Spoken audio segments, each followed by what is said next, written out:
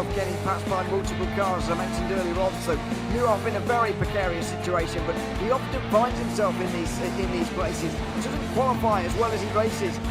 Up front, they are getting with Lee Aberdeen and Luca Varani, not very far apart at all here. But I just want to see how Alistair Haig deals with Marcello Kessler coming around the old hairpin.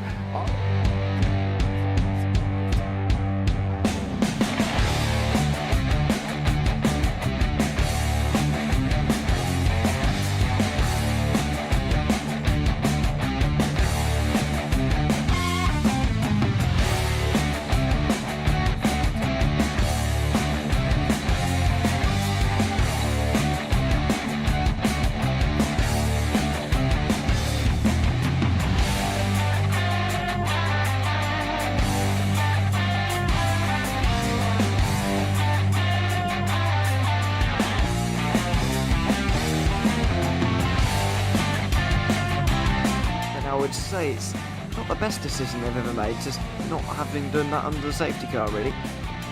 Yeah, they're taking their pit stop strategies from Ferrari lately or something. What's going on? In turn one, just too much gas on them, too much feet on the loud pedal, and approach is dropped to all the way down the order. But Philip Hammer is out in front by an 8.91 seconds.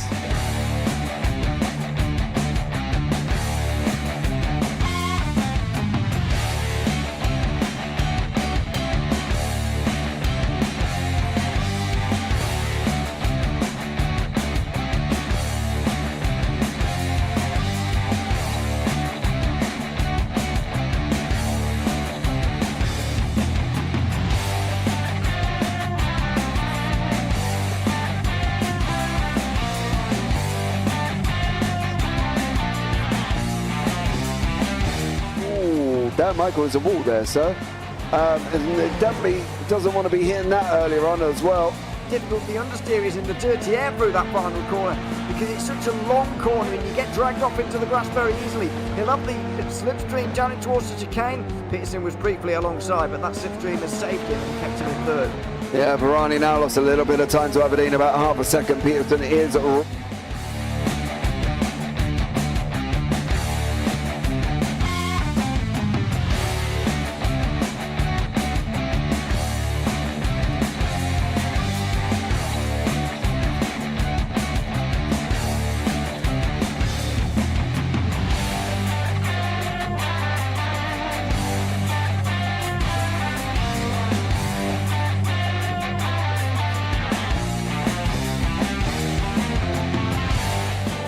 Pike's pushed Morton forward up ahead.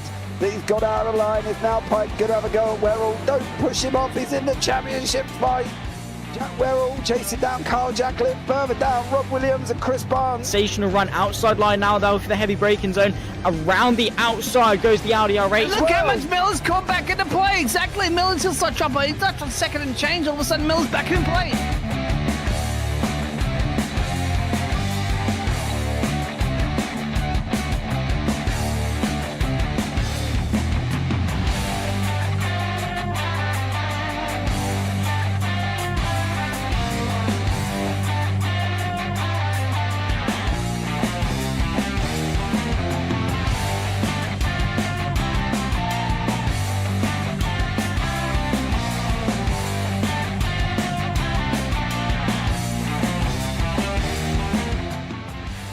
On to the back end of Phil Jocelyn. So there's been a lot of movers and shakers in this first 2 laps here for race. Absolutely serious racing league. Everybody's allowed to have fun. Yeah, and it's all about the entertainment. So I hope everybody is enjoying themselves out there in the chat. We know that Ron is been enjoying himself watching the Burger King machines off into the grass a little bit there as they're really bunching up now.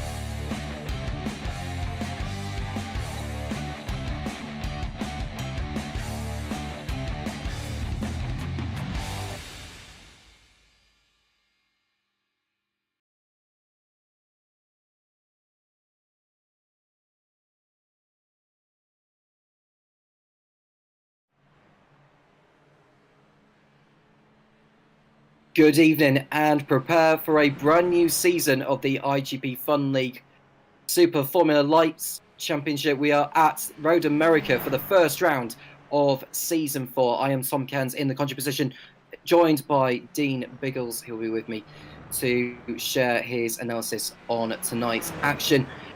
One driver who'll be looking to defend his crown this season is Pedro Suarez, taking the title by quite a small margin over the likes of Antonio Jimenez Tellez and Mackenzie Roon.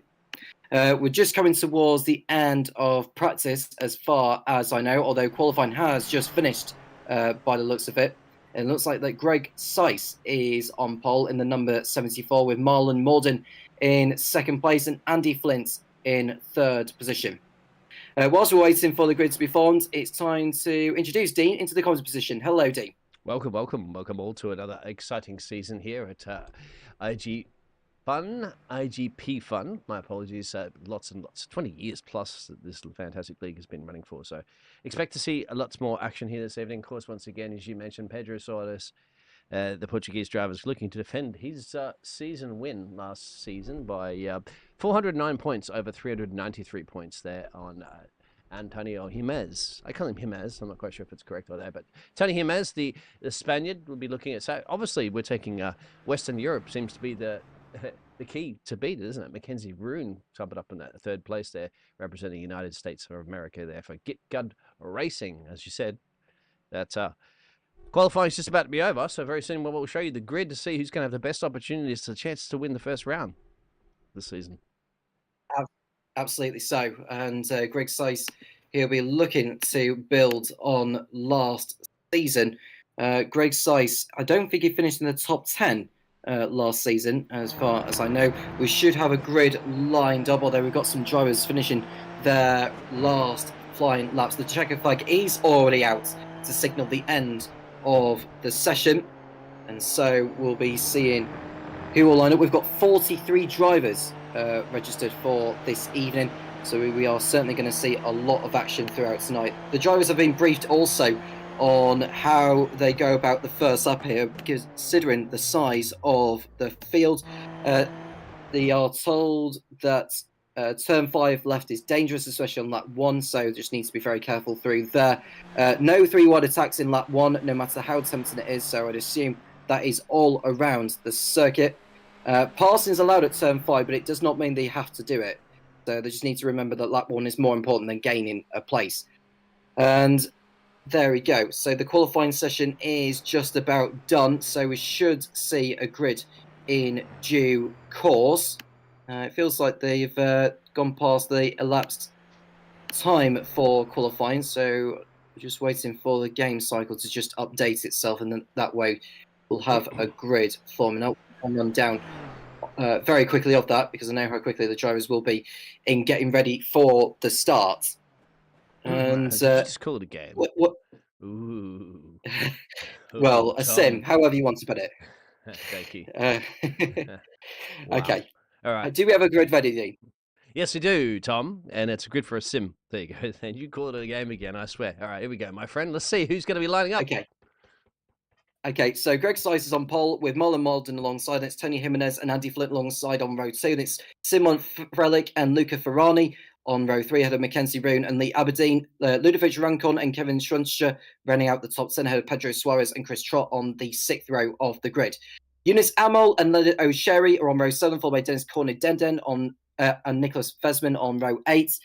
Paul LeMay and Kuchi Ito on row 9 ahead of Stefan Dodera and Chris Pert running out the top 20. Thibaut Rebiar and Robert Ridgway are on row 11, followed by Syke Willems and Part Jan van der Len on row 12. Sultan Sumator and Joseph Mark Lucas are on row 13 of Eddie Amos and Jimmy Dos Santos on row 14. Ben Goya and Maris Ortlovs running out the top 30. Then we got Stu Milne, Dennis Kirakopoulos, Michael LeMay, Oscar Artinano, Alex Hopkins, Nguyen, Costas Tenebrail, James Rush, Patrick Rowlands, Dara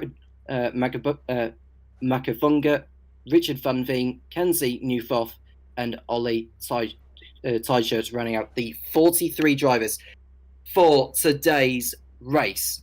Good job. So it'll be 1 hour. Yeah, wow. Well, we should be ready for the start now, Dean. We're just waiting maybe on a few more drivers to make the way. There's not too many. Waiting on Marlon Morden to make his way onto the grid. I think we've got about 30 seconds or so before they have to be on the grid. Otherwise, we are going straight to lights out. So Marlon Morden and co perhaps needs to get a move on a little bit. Otherwise, they could well be falling behind the others. Just a quick one. How do you see this race going? Oh, first race of the season is always a bit tricky, isn't it? Some drivers may be ready to try to gain some opportunist positions or not, but we're going to find out when Money wears that flag, my friend. Yep, so we've got 2 lights, 3, 4 and 5. The lights are on and lights are off, and we are go for Road America. Sight seems to have got off the grid well ahead of Morden as they come towards the first turn. The drivers have already been briefed about how to tackle this corner on the first lap, so they're taking it very, very sensibly. Hopefully they'll be somewhat in single file. They could go side by side, 2 side by side through the first lap, but not 3 wide, if that makes sense. Sykes maintains the lead ahead of Morden in second place. We've got Jimenez and Flint maintaining their positions from where they were on the grid ahead of Frelick and Ferrani. We've got Mackenzie Roon and Ludovic Rancon in the top 8. Rancon making a place at the expense of Lee Aberdeen already. Aberdeen down another position at the expense of Kevin Schremstra. But now they're coming towards the third corner of the racetrack, and it seems like they are getting through, although there's side-by-side action for the race lead, and there's an accident at the back. Someone has run into the back of someone there. We'll come to that in a moment, but it looks like Morden has got the move on sight round the left-hander, and that is enough for him to go straight into the lead, but that was far from clean of a first lap so far, Dean. Yeah, I think that was around turn 5 as well too, but they're warned to be very, very cautious on that one. So we do have a couple of drivers that have collided at the back there. We'll go back and have a look at the replay, but look at that there. So we do have Morden getting the job done, getting that overtake done on Craig, who did so fantastic job to get that pole position. So he's already starting to make huge gains there for that pink 22 machine. You can't miss that one on the track there. Further back in the field there, Tony Jimenez on a bit of attack there from the American driver, Andy Flint. Yeah, well, Flint is going for it on Jimenez into the right-hander. I think it's Canada corner that they're going through, and he seems to have got the job done there. So that is him through, and he's still in 4th place by the looks of it, but he'll give Jimenez a real good go. But I think once the first lap is out, they can really start to go racing for proper.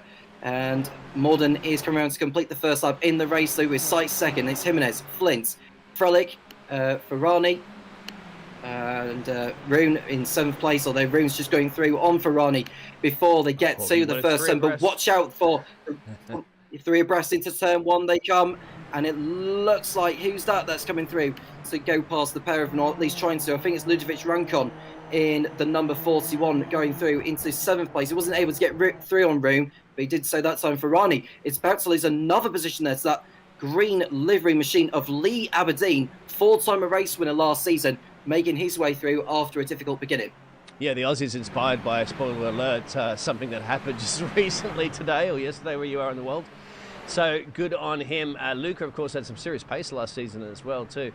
Dropping back a little bit, as you can see, dropping back a couple of places now. It looks like 4 places actually currently for the Swiss driver under a little bit of pressure. Sitting back and happy to watch this battle further up as you've got Rancon, of course, and Kevin just up the road. No changes between those leaders, and I'll go back and look at those replays very soon as what happened on lap 1. Yeah, well, Rancon dropped back behind Aberdeen. Aberdeen making up 2 places on lap 2. We're going to get a replay of what happened on the first lap. This is Chris Trott who we're focusing on. Did he get hit from behind, or did he run into someone? I think he ran into someone there. It was a Concertina. It was a Concertina collision there. I couldn't tell who it was. And then we had a bit of an aftermath there, calling absolute mayhem behind. And I can imagine there'd been quite a few drivers in the pits at the end of lap 1. I can tell you, I think 3 more, or 7 drivers, in fact, are no longer circulating. And to my understanding, oh dear, and that's Robert Ridgway, who ran into the back of someone and landing on top. I think that might have been Chris Trott landing on top of, but that was a wild one. There was nowhere for him to go at that point with those cars. So that will be under investigation from the stewards, because there was that rule of thumb, of course, that was clearly written in the rules that said, guys, gentlemen, boys and girls, please do not take 3 abreast on the first lap. And that was, and you saw that in the replay, clearly 3 cars going for that turn. I think that was notorious turn 5, but they said do not attempt overtaking unless you absolutely have to, kind of situation, which looks like that is. So a few people will be under investigation a little bit later on after this race. I should imagine so. And there'll be quite a lot of words going on, perhaps in the Discord chat involving the drivers. They are involved in a Discord server of which this league is under. And the championship is playing it safe at the moment. So you got to win this championship, of course, by consecutive overall results. That's the best way of getting it done, and no need to take unnecessarily gambles just early. Of course, first race of the season, you've got plenty to go there. Just get yourself good consecutive top podium positions, and pretty much guaranteed that championship would be yours. We've had even a race win, naturally, even sometimes. I've seen that before the past championships. At the moment, Greg is starting to slowly creep back in on Marlon, who took that overtaking opportunity early on lap 1. So let's see how it pans out for Greg. He knows that this race is not going to be won on lap 3. He knows he's got 21 more laps to get the job done. Yeah, so he is on the tail of the race leader of Marden as they head towards the end of lap number 3. And there's a collision further back. That is Rabia, and he's taking the orange livery machine there, trying to find who that was that he ran into. But that looks like a gap. Was it Dennis that he collided with? Yeah, I think there was a gap that wasn't quite there. And just looking at a replay now, Dennis. Yeah, oh, dearie me. Yeah, that was...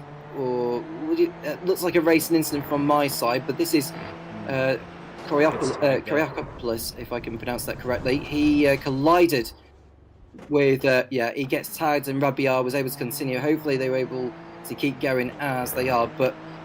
Yeah, I can see these drop back so many positions there has Kyriakopoulos. It was just they hit each other twice there actually, and it looks like Rabia is back in the pits, and that could well be his race done effectively. But back towards, well, I say towards further the front, we've just seen a battle involving Zoltan Somatar, who is in a fight there for, I think it's for 18th position there with Lucas, and behind him is the Welshman Eddie Amos in that turquoise and black liveried car. It's a very nice livery, has to be said. But now they are in a battle for position there. It's like a Tron-esque livery, if anybody's familiar with the Tron movie. I'd put it down towards that neon kind of glow, that greenish glow, cyan glow.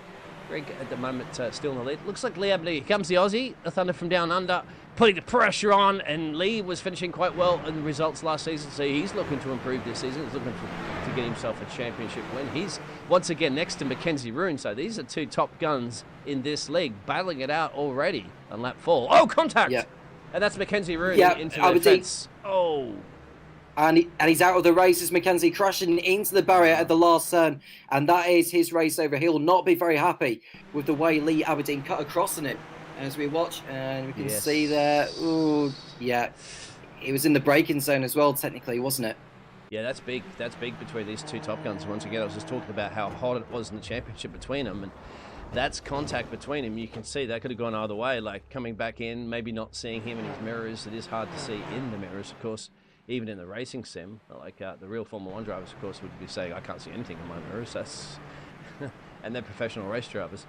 But that's massive. That's massive. And of course, what's massive too is perhaps another change for the leader. It has been. Greg has managed to slide his way back past Morden to retake the lead of this race that he got from his qualifying position. We'll go back and have a look at the replay of how he performed that maneuver, my friend, so he can get the job done. Well, we didn't see how he got the move done, but we know the result of it. Sights through on Morden, but Morden will be back for more. There's no doubt about that. But we're going to see a replay of how Sights got back the race lead from Morden. Yeah, he didn't fight it there, did Morden. He just allowed him to go. And it's probably worth doing because you don't really want to fight too much because then you allow the field to close up behind. And it could end up being almost what it was in Baku today. I won't give too many spoilers out there in case any of you haven't watched the race, but that tells you everything about the racing you're seeing here in iGPFun in Super Formula Lights. It does put on a show with the size of the field that we've got. And it's going to be far from being the last that we see today. We're on that 5 out of 23. I did say it was going to be about an hour, but it will be a 23-lap race as scheduled. I think we're looking at around just under 2 minutes a lap. So the race will be approximately 45 minutes long. Yeah, exactly. And the qualifying course, they were doing sub 154s and stuff like that. So currently they're doing 155s at race pace. You're right. Just shy of 2 minutes per lap currently at the moment, and we still have 18 of them to go. Oh, change the lead again. Looks like it's a switcheroo again, and once again, don't see that main fight, do we, down that main straightaway before we get into turn 1. So that just seems to be the position that they're happy just to yield it and then work on that one. So I would keep my eyes peeled on these two, obviously, during this race, because when it comes to crunch time, that's in the last couple of laps. It's going to be who's going to see if they're going to allow somebody to get that slipstream opportunity so they can come back on it. It's about timing to get that last lap, isn't it? Yeah, well, Frelick and Flint are in a fight of their own for third place. It's a similar pattern going on, but we're looking at Leonard O'Sherry, who is in a fight there with the Frenchman of Dennis Cornu, who's just got by there, and he's into 10th position before they get to turn number 5. This is turn 6 they're going through, and now we've got a four-way battle. This is towards the back end of the field. Maurits Ortlovs, the Latvian, has just been overtaken there. Who's that? He's just going through around the outside, heading into turn number 6. I believe that's the Canadian who has just got through. Ben Goyo has got past for the time being, but Ortlovs is not having any of it, and he's back into 21st position. But further ahead, Eddie Amos and Stu Milne are in a fight for their own. This is a sort of British battle going on. We've got a Welshman and a Scotsman fighting for 19th place. Yeah, exactly. This is the hot zone you can throw a blanket over right here, right now. And further back in the field, you can see on your timing towers, anything that's in that bright orange goes to show that they're in very, very close to territory, aka this territory at the moment as well, too, with Luca Barani trying to get the job on Raccoon. I think it is, if I pronounce that, for the Uni French racing team, the Frenchman himself. Very strange symbol to see in his name, actually, for a French driver. But switcheroo at the front again, down the main straightaway, as we've been seeing.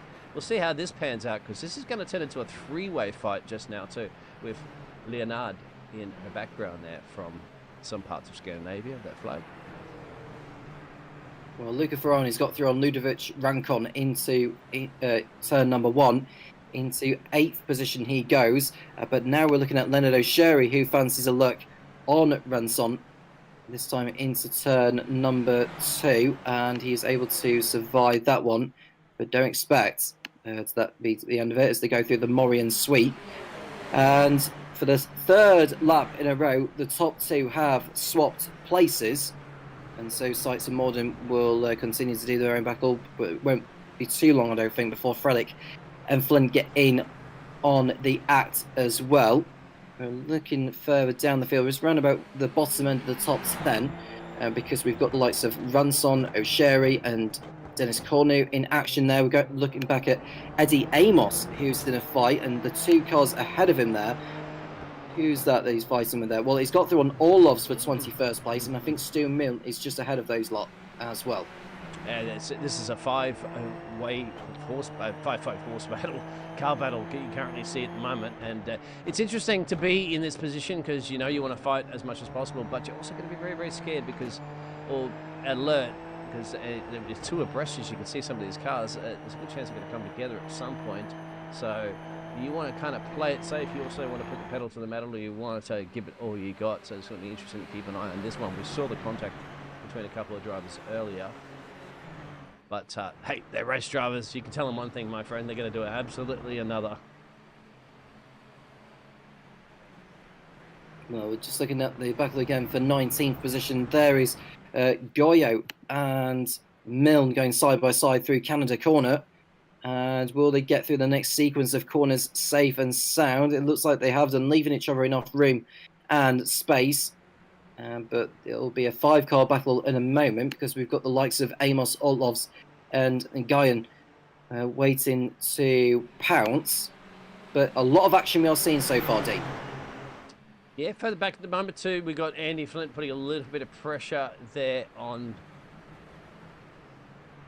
Is that a Monegasque driver? Oh, Polish driver, my apologies. I'm just looking. It's a Polish driver, yeah. Yes, Frederick. Is it Frederick? Yeah. You're beautiful. You're It's fantastic. Frelick. Yes, there you go, my friend. Well, Frelick is the driver in third position from Poland. It is the Polish flag because the Monegasque flag is where the colours are swapped around. That's right. So it's red on top and white at the bottom for the Monegasque flag. For Poland, it's white on the top and red on the bottom. We're going back to the battle for what is 19th position. We've got Orlovs, who's got Amos right behind there, but the two cars that have just got through ahead of him are Milne and Goyo. They are not going to end their battle by any means. We've got another couple of drivers joining in on the scene. We've got James Rush and Costas Tenebrail, who will be fancying their chances. But so far, it's looking like a very, very good race. We've got 7 retirements on the race so far. We've lost Chris Trott, Pedro Suarez, Eunice Amel, Nicholas Vesman, Darren Makafunga, Kenzie Nifoff, and Ollie Tysher. I don't think the last 3 that I've mentioned even take the start. But we've got another change for the lead. We've got another change for the league because Morden, I think, has just got through on sight. We'll go back to that in a moment. But Milne is in a fight still with Goyo, and Amos is just waiting for an opportunity to arrive. But he's been overtaken by Ortlovs again, and this has been a very, very, very, very good battle all the way from the last number of laps. We've just started lap number 9. The laps are going by quite quickly. We're seeing Goyo get into the slipstream. Amos is looking to make his way through on Ortlovs at the same time, and turn number 1 hopefully will be a safe one for the drivers. Hopefully they don't tangle. Goyo round the outside of Milne into the right-hander, but it's the Scotsman that holds on, and the loss of momentum for Goyo has allowed Ortlovs to close in, but Ortlovs is not brave enough into turn 3 to make his way through. This is, as you can see, currently a battle for around P20 of these drivers, and you can see maybe in the background Costas might start creeping into this one. Nothing's been separating these drivers, since, as you said, since the start of this race, and they're all just battling for it tooth and nail. Good battling, you have to say good clean battling, and let's not jinx it at the moment. Elbows out, no door banging happening just yet. No doors on these cars. I'm so used to the truck series and NASCAR series having doors, open wheels. Let's say no halo banging. How's that sound? Well, in terms of how you want to describe it, I'll leave that for you to decide for yourself, because now everyone has different preferences as to what they want to call them. But we've still got a battle there. It's Eddie Amos nearly getting out of shape there before they go through the sweeper of the carousel, and he's able to live to fight another day. 22nd position is Eddie Amos behind Ortlovs. And so far, I think the field are pretty much settling down now after a chaotic first couple of laps. I think Morden has set a new fast up of the race for, well, I say a new fast up, it was a personal best up of the race. He's just ahead of Greg Seitz by half a second as they begin lap 10. This is when you've got to start thinking about that. As soon as you get down about 10 to go, we're at 14 to go. This is when you're going to start thinking about making these moves. I'm pretty sure at the moment Andy's going to be hunting down there. Now, you're going to be doing a little bit more if you're going to be thinking about that P1, P2. You've got those drivers up the road there by about 3 seconds and change. So, at the moment, if Andy's going, well, if I want a podium, got a podium at the moment, you get past this car up the road. But if I want a race win, I'm going to have to start making some moves soon, because you don't want to be pushing it, waiting too late for it to happen. And that's, I think, that's going through Andy Flitt's mind at the moment, the number 13 machine, who started on number 4, and isn't from P4. He's practically the only driver, really, apart from the driver in P9, that hasn't gained or lost a position during this whole race. So, got to get a move on, Buck, because that Polish driver up the road has gained 2, and he's holding on tight. Are these two catching the race leaders at the moment? Not really. They're doing 55 3s. The race leaders are doing 55 2s and 1s. So, at the moment, going to be thinking about that bubbly stuff on the podium.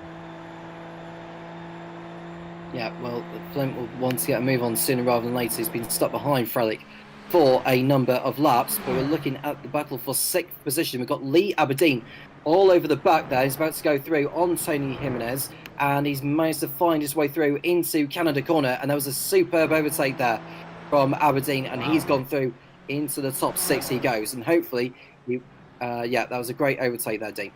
Oh, well. Spoiler alert, when's the last time you seen an Aussie make an overtake like that? Well, there you go. Yeah, that is a bit of a spoiler alert, isn't it? But, well, yeah, there you go.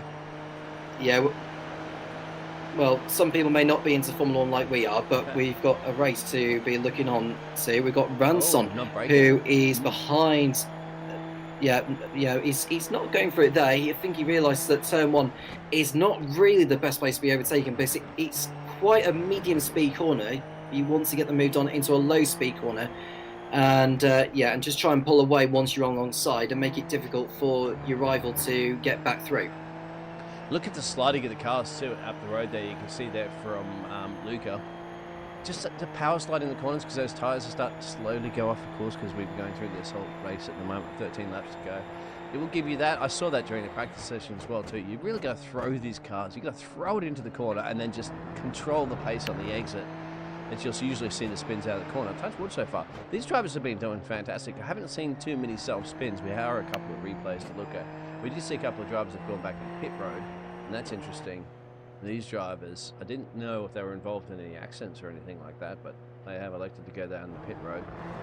Another little battle, but you've got to throw it here side by side. You can see out of the corner. Not too much to decide between these cars, is that both of them blue.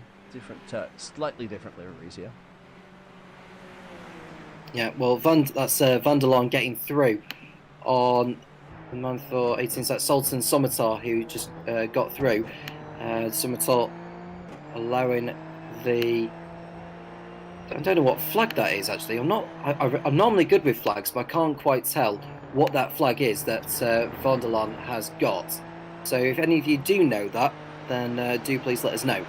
But we've got Morden, who's still in the lead for the time being. Sainz is not really threatening him. He's happy to sit back and just let the laps tick down and decide when to go for it. Although he's right into the slipstream, and Morden goes defensive into turn number 1, and Sainz is through. So perhaps I should take my own word back because Sainz has decided to go through, although Morden didn't make it difficult, did he? No, because I think you're going to be thinking about that switcheroo later on, of course. As long as they're sticking together, and as long as they're still maintaining that good gap they are to Andy Flint in P3, they're happy with that situation, of course. Andy is battling it out there with Sismon, I think, is his name, or Frelick. Either way, those two. Well, want to have a look at the lead again because they're almost like nose to tail, but I think Sainz was able to hold on ahead of Morden for the race. So we've got a spinner. It's Somatar, who we've just spoken about. He's dropped it on the exit of the last turn. Did he hit someone or did he just drop it by himself? We'll have a look on the replay to see what had happened, although we just caught it a bit late there. I would have just assumed that he dropped it by himself there. I don't think anyone had run into him. But here we go, look. Yeah, just got out too far out wide. He hit the wall as well quite heavily, thinking of it, and that's effectively his race done there for Sultan Somatar. So he has he kept going, Somatar? Has he gone back into the pit lane? I'm not 100% sure. I think he's carried on as some. Oh no, he's out. He stopped in the pits as Somatar, so that's his race done effectively. Yeah, he is in the pits, but we're looking at Eddie Amos, who's going for it on what looks like Ortlov's in the battle for 18th position. Marek Ortlov's in the for the Rame X Racing team. Eddie Amos has made up 9 positions from his starter position. Ortlov's has made up 11 places. But now we've got Paul LeMay, who I know too well actually. Although he's just had to, he's hit the back of what looks like there of Chris Pratt, and that is the front suspension broken on Paul LeMay's car, and both of them are out of the race. Yeah, Paul LeMay, I think that's Chris Pratt, wasn't it? He's hit Chris. Chris has lost it. So yeah, it was. Yeah. We'll see if we can go back a little bit. And Paul LeMay had nowhere to go. Apologies about Paul LeMay. I was just going to say, I know him. We'll get them cut down. Well, I was going to say about Paul LeMay, I know him. Well, no, I know him too well actually from the Radical Championships that he's involved in. Paul LeMay, very quick driver, and he was very unlucky to collide there with Chris Pratt. He didn't have anywhere to go. It's a complete racing incident, there's no question, but either way it's the end of the race for the pair of them. Both of them will be annoyed with themselves.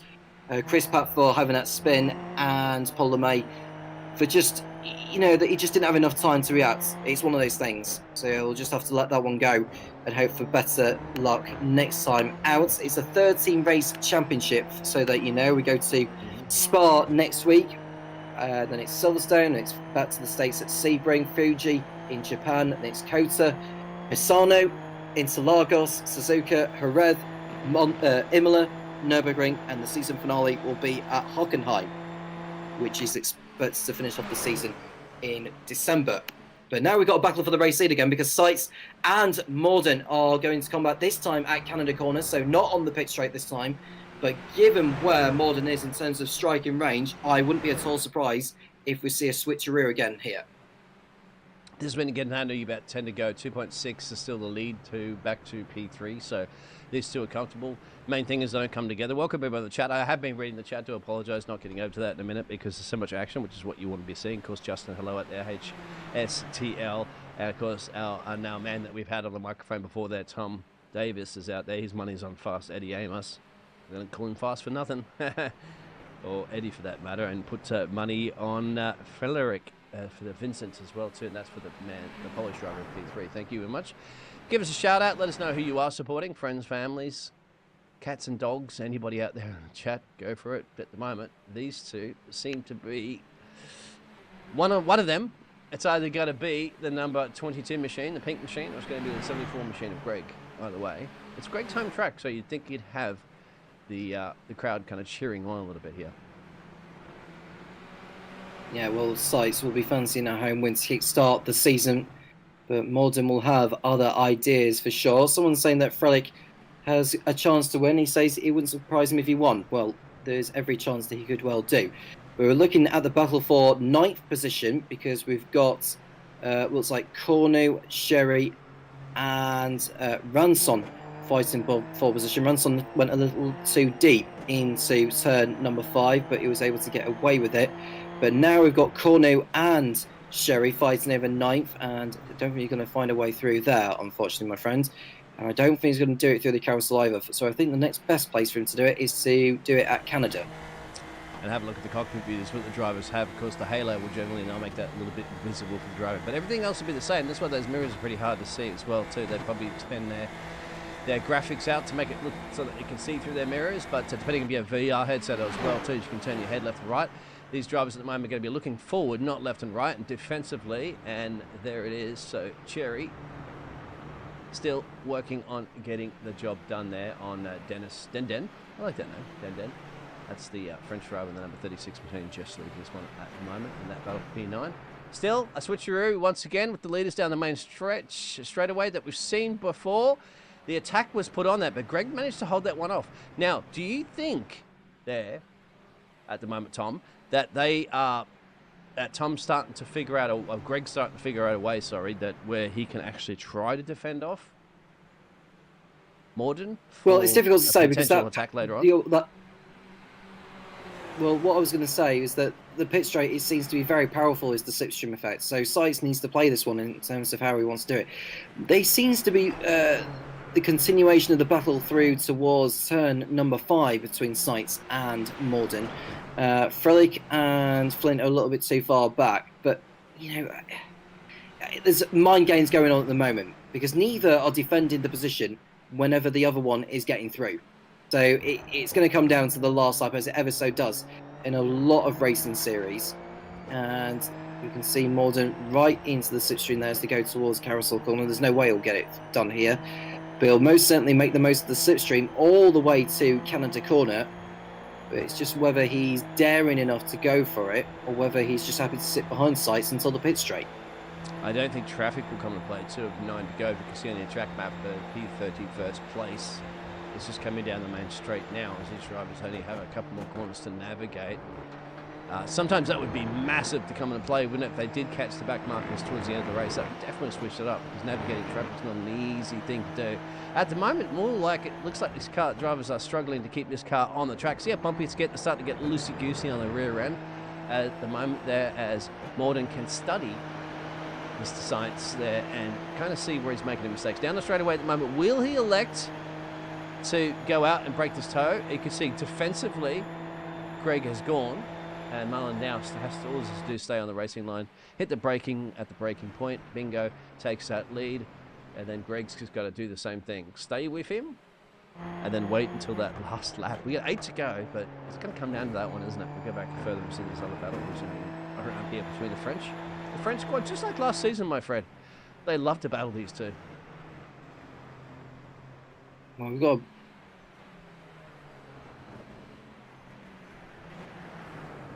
we've got an enormous battle going on again between Sherry, Cornu, and the man in 11th position. which is Ludovic Ranson, who we've spoken so much about in this race already.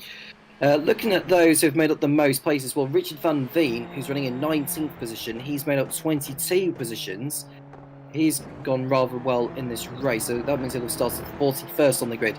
He's made his way up into 19th place. Corno getting through on Sherry again for 9th position. He's got quite a bit to catch up on Luca Ferrani and Tony Jimenez. Tony Jimenez, who is quite a bit ahead of Ferrari at the moment. He's not in a fight with anyone, apart from the fact that he's 1.5 seconds behind Lee Aberdeen in 6th position. In terms of Lee Aberdeen, who is trying to make up ground on Kevin Schremstra for 5th place, the gap between those two is 1.5 seconds. So I don't expect Aberdeen to be on the tail of Schremstra soon, but it may well do before this race is over. But now we've got a battle for 9th place as we watch Sherry, Ranson and Cornu go into battle once more, and it looks like Sherry has got through on Cornu into Canada. Yeah, I think Ranson at the moment has to sit here and watch this battle. It's going to be interesting. I don't think you want to be joining that party, my friend, because most likely something's going to go a little bit pole-shaped with 3 cars. Let them go for it. He's obviously keeping up the pace with it. See if there's a slight mistake and pounce on it. That's what I would be if I was in the boots of the 41 machine currently at the moment, which we are riding on board with. So we essentially are in the boots of his machine. He's got 5th gear down the main straight away to 6th gear. It's going to be interesting to see. He's going to know at the moment. You know as a driver, these two up the road. Sherry's going to try to take the overtaking opportunity here. And last of late breakers into the corner once again. Deja vu where we saw that one occur recently in Baku. And I'll allow Ranson to take a little bit of a pounce on that, but he will be electing to stay at safe. 7 remaining. I would wait until that last lap or so. I think we're going to definitely have some last lap shenanigans coming into this race. We'll see soon enough. Greg Sykes still leading ahead of Marlon Morden, and it's going to go right to the last lap, isn't it? We're now on lap 17 out of 23, 7 to go, including this one, and what a way it'll be to kickstart the 13-round season. This is the 4th season of the iGPFun Super Formula Lights Championship, and you can just see the list of races we've got, and of course you can join us on the JPBroadcasting YouTube channel. If you haven't done so, do make sure you like and subscribe.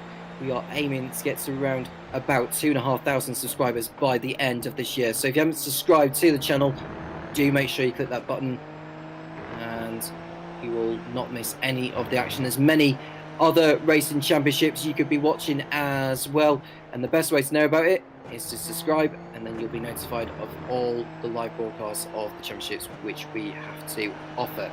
A lot of racing indeed, including what we are seeing here, but involving Greg Sykes and Marlon Morden as they head towards turn number 1. We've seen a lot of switcheroos between these two, so don't expect Morden to sit back here. Sykes allows him to go through to turn 1, and once again, I'm losing track of the number of times they keep swapping places, but it's pretty much every lap, isn't it, from around about lap 4 or 5 onwards.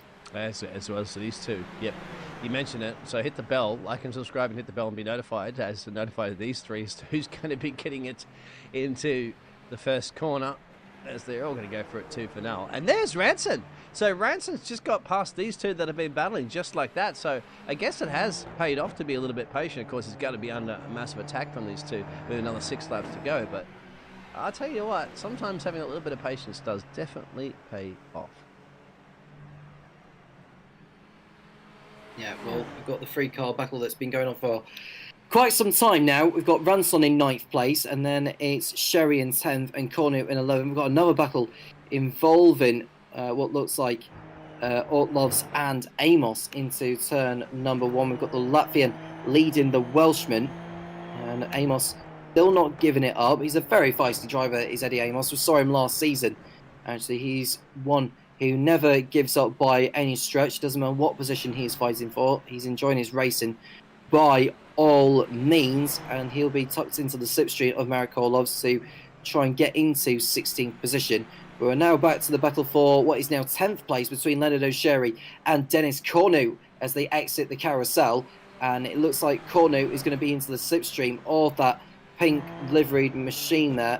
And will he go for it into Canada corner? We'll find out soon enough. We're going back to the battle for the race lead, and Greg's caught the curve there and got a tank slapper on the exit He was able to gather it all up, but that so easily could have been curtains for him. Yeah, that could have been. He was pushing to get a good exit out of the final corner. Unfortunately, it went a little bit pearl-shaped, but wow. Code Brown moment for the American driver. That could have definitely lost not only potentially a race win that was up for grabs, it could have even been a podium as well too. You got to remember those drivers were only 2.3 seconds down the road, so a Spinaroo would have lost that. But yeah, he's still got time, and he's still close enough to mount another attack, so I would just brush that one off and, you know, calm your hum right back down again and get back into that racing groove. You'll be fine. But, yeah, as we caught that on board. And there you go. So, as Tom said out there, his money was on Fast Eddie, of course. Eddie Amos, who we were just on board there before. He is certainly one that loves the cameras. I remember last season, the majority of the race, you generally always put a camera on him because he'll always be battling with somebody, isn't he? He's like just very, very... what would you say? Just a race driver, obviously flowing through his veins to be able to just get wheel-to-wheel action with somebody on track at least at one point in the race. Well, the driver he's battling for position with has posted a personal best after the race, Marek Ortlovs, that is. And we've seen a few other changes of position. This is Robert Ridgway. If you remember, he was involved in that first lap incident. He was able to recover somewhat. He's behind Stefan Dodderer in 21st place. This is the battle for 21st position, although Ridgway, I don't know how he will feel after the race, to be honest with you, given how his event has gone. But if he does finish, I can't remember what the point system actually is, but if he can get to the end, he might pick up a point or so. Oh, why not? Exactly. I'd just like to see the chicken flag anyway, Barty, because I always say, regardless of this, you know, if you're driving, you're expecting to spend this whole time, you're expecting to do 23 laps. So, you know, even if you retire early, why not? If you've got some damage in the car, just go and put some laps out there anyway. It's practice. You're expecting to be here once again. So even if you do retire early, all you're doing is just taking away that time that you've already had planned. So we'll see. These two are still going to go for it. But we probably will start switching the cameras back up and leave this for the pretty much around the remainder of the race, just to let these other drivers, if they're going to continue to finish off this overtaking, they're going to do. And this is this three-way battle. But Ranson's way up, well, enough up the road now to cover off that position. It's a battle for O'Cherry and Den for that final 10th position, really. Crucial 10th position. But now it's Van Morden whether or not he's going to hold off Greg now for the remaining 4 laps. Well, I should think so as well. Greg Sykes behind Morden again. He's been behind him for a couple of laps now since he very nearly dropped it on the exit of the last turn. I think we've just seen a switcheroo a little bit between someone further down in the top 10. That might have been Jimenez and Ferrari close together, or it might be Schremstra and Aberdeen. Aberdeen has caught right up to the Dutchman there of Kevin Schremstra, and this is a battle that is brewing as we watch these two come through. I wonder how Schremstra will play this one. He'll want to try and get by Schremstra if he can, just in case anything happens further up front. But looking further, this is Costas Tenebrail, who is looking to make a move on Robert Ridgway, who's made up a position at the expense of someone who's dropped back. Don't know exactly who that is, but we are looking at Lee Aberdeen, Oliver the back of Kevin Schremstra. Now remember, Lee Aberdeen started inside the top 10 in 8th position, dropped back a couple of places, but made his way back through. Hasn't had too much to do since, but with only 3 laps to go at the end of this one. They've just started their 21st lap now, so lap 21 out of 23. Aberdeen will want to get by Schremstra as soon as he can. And whilst we say that, Sykes has got back through on Morden. Morden doesn't fight it, and it's a matter of chess as we watch Aberdeen line up Schremstra. This is the closest he's been since he's caught up to him, and he's not going for it just yet. He's throwing the psychological games at the moment of Schremstra, just reminding, hey, I'm here, and next time around there's a good opportunity that I'm going to be looking at taking you down the main straightaway, as O'Cherry and Den does take Den, I believe, down the main straightaways. Those two have been going for it. Yes, he has. 2 for now. Now comes to those mind games, 3 to go, so still plenty of laps. Doesn't matter. It doesn't seem to have mattered for that slipstream if you're ahead or not, just as long as you're within that 2/10 to 3/10 together. I'll tell you what, this is now the lap cars will come into play. I didn't think that they were going to be there in time, but they are. You can see on the track map, that's first of the lap cars coming through. So Now they have to navigate it, and now they kind of have to hope that lap traffic gets the blue flag and moves out of the way. You know, catching them in the corner is a crucial point, isn't it? So, see how that pans out. Morton and Saints. Well, we're watching Modern. Well, watching. Yeah, Modern and Sights are nose to tails. They come up behind one of the back markers. Hopefully, yeah. Well, he just saw it in time there, and thankfully got off the throttle to allow the pair to go through. And Modern will be fancying a look on Sights on the pit straight. It's going to come down to the last lap as we expect it to be. We want to have a look at the battle for 5th place as well between Strumstra and Aberdeen. As we watch these two, Aberdeen's dropped back a little bit, so we'll go back to the lead between Sights and Modern, whether Modern does actually decide to go ahead of Sights into turn number 1. We'll see. I don't think he is this time around. He'll have to pull out by about now. They're in the braking points. See those cones on the side of the track? They don't actually have braking markers like the 250, 200, 150, 100 markers and stuff like that. I think in this case too, because they want to be more international on this track circuit, because if you do that, you don't know if it's going to be miles or kilometers, do you, at this point? So they just put the markers there, and I guess you figure it out as to which particular marker board. It's numbered like 4, 3, 2, 1, so which one you want to break out. DRS zone is there, of course, but no DRS on the Super Formulas. Oh, no! He's lost it. That's going to lose second. Spin! Yes, sir. That's huge. That is huge. Race. Yeah. Go ahead, man. And that should seal it for Greg Sights, who it looks like he's going to be taking victory here. He can just take it easy from here on in. But Modern, of that spin, is down to 6th position behind Lee Aberdeen, who will have a go at Kevin Strumstra on the last lap for sure. But what a terrible mistake there from Marlon Morden, who could have done without that and just, he just sat back too much and just made a mistake of his own. Let's have a look where it is. It's on the exit here. He's gone in. I think it's the car's lifted, hasn't it? From the chicane on the inside, apex. And it's lifted the car, and then of course there's no traction. It's already lots of marbles, and there's really barely any grip out there. You can see a lot of cars getting loosey-goosey. And that's it. That's all she wrote. Going to unfortunately drop 3, 4, 5 places, I think, at that point, because the cars will start to catch up pretty quickly. Disappointing, but still, you've got to think about it. P6 is still points in the top 10, and you can't take it away the fact that the race win was there. So he had the pace. Last lap coming up at the moment. Buddy's waving the white flag. Greg in the white machine should be comfortable at the moment. A little bit of a smile on his face creeping in there, but also to remember, hey, my main competitor did make a little mistake on that corner pushing, so I'm pretty sure at the moment that Greg's going to back off a little bit. But one man's not going to back off at the moment is the Thunder from Down Under machine, Lee Aberdeen. Well, Aberdeen will be fancying a go on Strumstra round this last lap. The last potential overtaking spot he's probably going to look at is Canada Corner, and he's got to be aware of Morden, who'll be right up behind this lot, so Aberdeen want to get on with this as soon as possible. So he's right into the slipstream of Kevin Strumstra, no way through just yet as they come up the hill. I think there's a back marker ahead of him that will have to negotiate further on in the lap, and you can just see there Morden waiting behind there, who's shown some strong pace there. He'll be livid after that spin, so who knows, he could even take 2 in one go if he's feeling lucky here to repair some of the damage. But we are running out of time. Sights' lead over second place. Simon Frelick is just under a couple of seconds. Andy Flint behind in third place, settling for the final podium spot. But now we're looking at Lee Aberdeen. He'll have a go on Kevin Strumstra as they go towards Canada Corner for the last time here. And he's into the slipstream. Will he go for it on the inside of Strumstra into Canada Corner? Lee Aberdeen does not go for it. He was too far back, and that should seal it there. We'll go back to race leader Greg Sights, who pulled away since Marden had that spin, but he's played it sensibly and cleverly.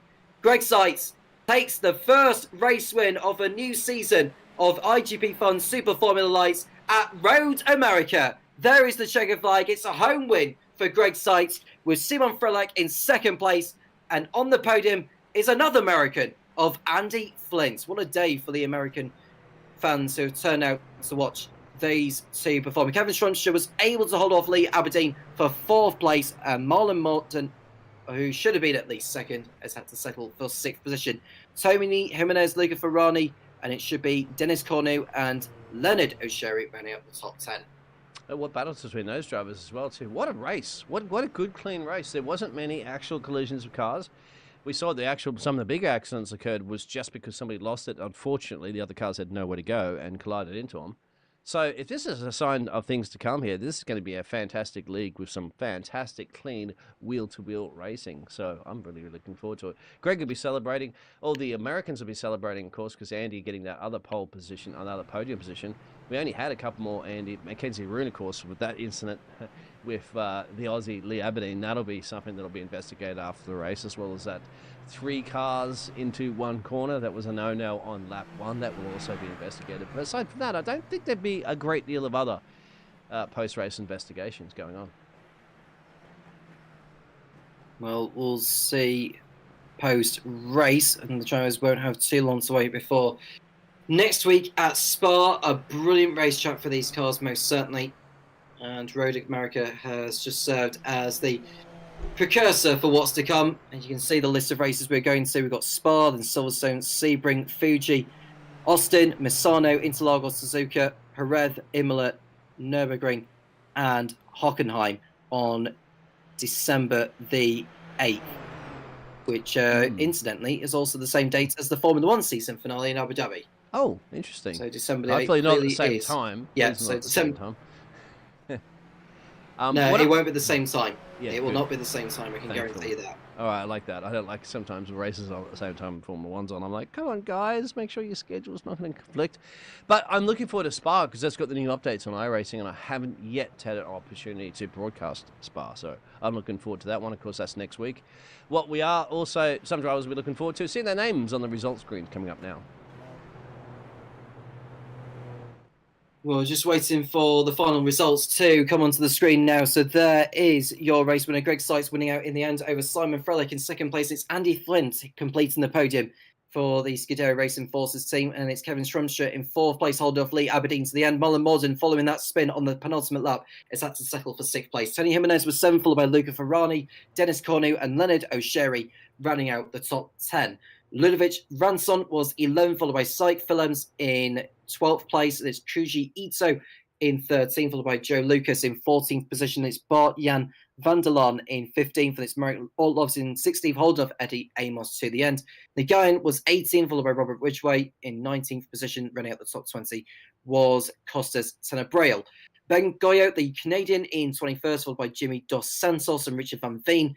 Dennis Kyriakopoulos was 24th, following that collision he had with Thibaut Rabiat at the penultimate turn of the circuit. Stuman was 26th, followed by Stefan Dodderer, Paul LeMay, and James Rush were the last of those, I believe, to take the checker flag, as far as I know. Looking at Oscar Artanano, who I think was a lap down at the end, as was Alex Hopkins and Patrick Rowlands. The rest of those two take the checker flag. Michael LeMay did not finish. Neither did Mackenzie Roon, Chris Pat, Sultan Sumator, Chris Troth, Pedro Suarez, who we lost at the beginning, Eunice Amol, and Nicholas Vesman did not finish. Kenzie Nevoff, Darren Makavunga, and Ollie Tijert did not even take the start. Well, Pedro Suarez, who was a 3-time race winner last season, crashing out in the early stages of the race. Well, if he's going to retain his title, he's got a mountain to climb already. Certainly does, but it's only one race, as you mentioned there with the schedule, so they've got more to go. I always do say at the end of the day, if you ever want to have an accident or have a bad race, have it in the first race or something like that, or at least in the first couple of races, because then everybody's 0 points anyway. You know, before going into this race, everybody was on the slate was clean. So now, of course, you'll have some drivers with some crucial points, of course, like Greg and so forth, as you can see on your screen. However, it's not. You don't want to lose it on the last race, do you, if you're battling for that championship, because that's one you don't have another race to try to come back on. So always think of the positives, and that one, the glass is still half full for these drivers. It's certainly very full for this man who's done it from pole got the trifecta, didn't he? Really, at the end of the day, he got the. I don't think he got the fastest lap. I'm not seeing anything to confirm that trifecta, but he certainly got. He put it on pole, certainly quick around here, home track, and got the job done in the race. And it wasn't easy because he had to obviously battle the other driver as well, too, the pink machine, didn't he? Of Morden. So he had to fight for it. It wasn't given to him. Congratulations, race winner. Well, I can tell you the driver who did get the fastest lap was Simon Frelick in second place. So I'd imagine that'll be another point or so coming his way. We'll leave it there. We've got the next round to come at Spa in 7 days' time, same time next week as what it was this evening. Thank you to Dean for being in the position alongside me in the commentary box. And we'll do it again in 7 days' time at Spa Francorchamps. Thank you very much for watching. Do make sure you like and subscribe, and we'll do it all over again in a week's time. I'm Tom Cairns, he's Dean Biggles, and we'll see you again soon when iGPFun Super Formula Lights returns.